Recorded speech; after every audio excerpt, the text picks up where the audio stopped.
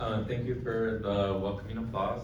I just need a second to stop shaking.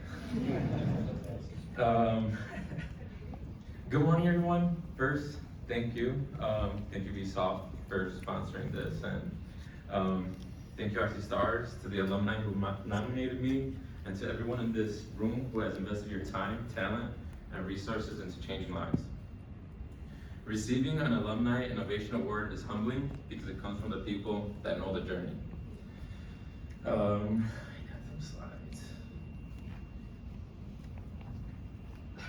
I was born and raised in Chicago. I dropped out of high school. Look like you up to no good. At 18 years old, I joined the United States Navy as an aviation boatswain equipment. Oh, there we go. My job was launching and recovering aircraft at sea.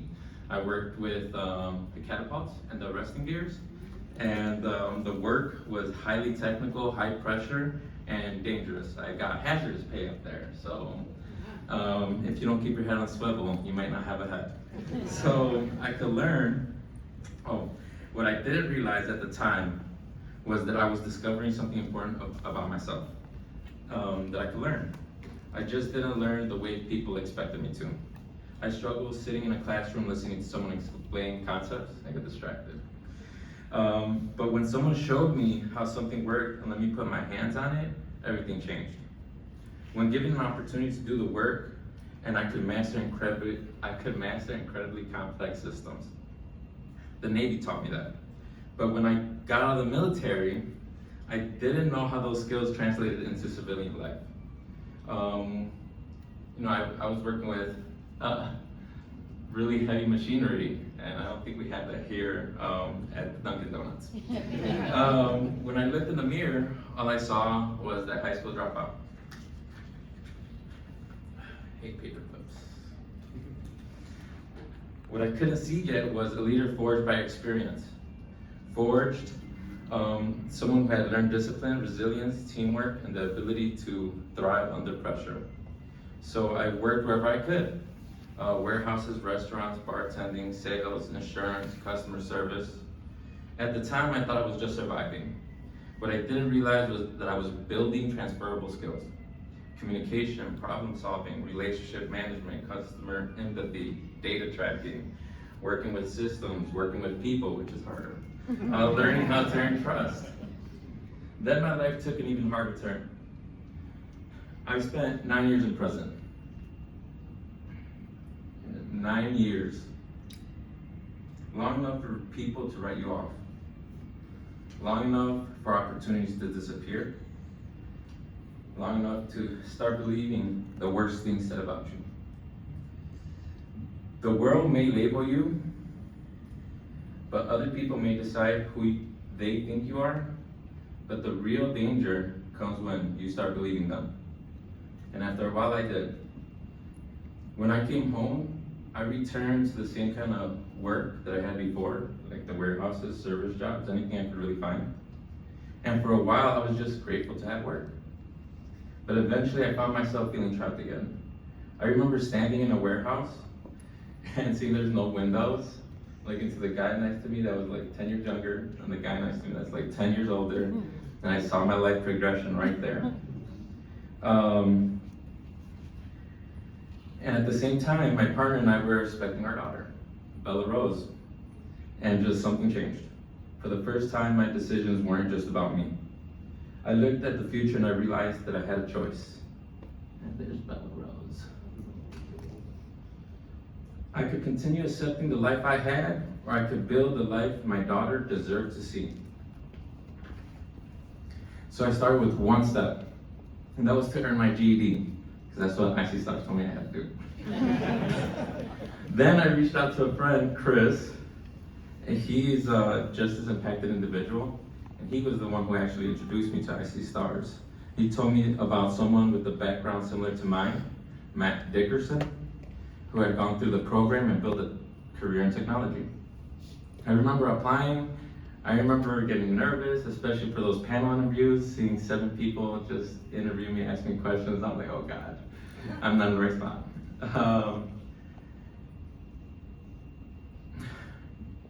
Before I even had the interview, they sent me technical challenges like the newbie debugger. This was completely outside my comfort zone, and part of me thought there's no way I belonged here. But another part of me was excited, curious, and wanted to learn more.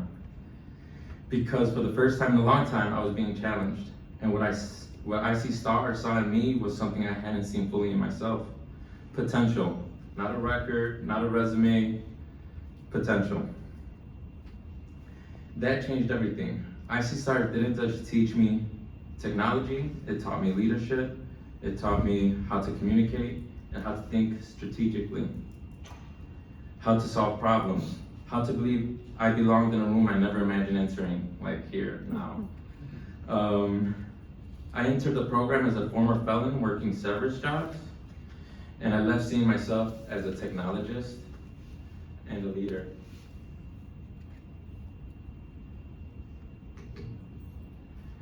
I had the privilege of serving as technology fellow at i.c.stars, and as of August 3rd, I stepped into the role of tech facilitator, where I now get to help guide interns through the same kind of transformation that changed my life.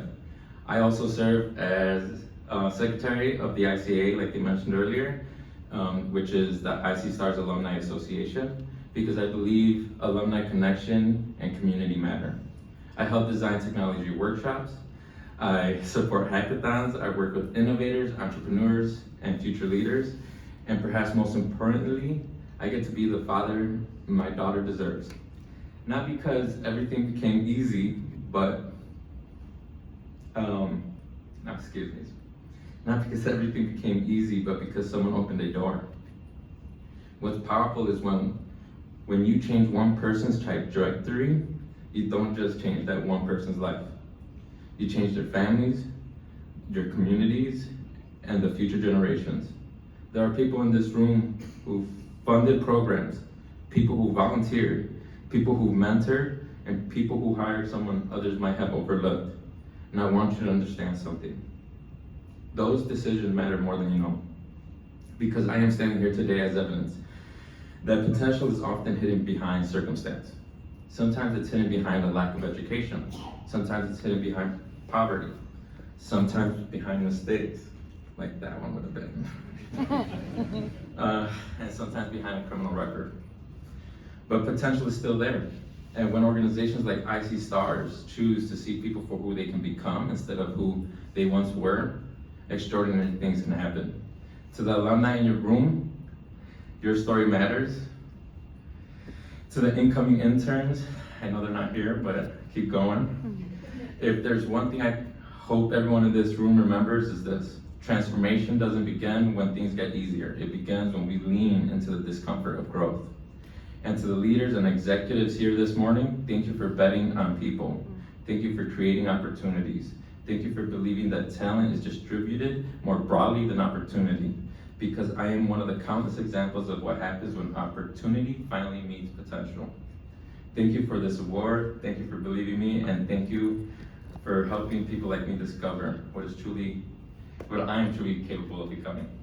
Thank you.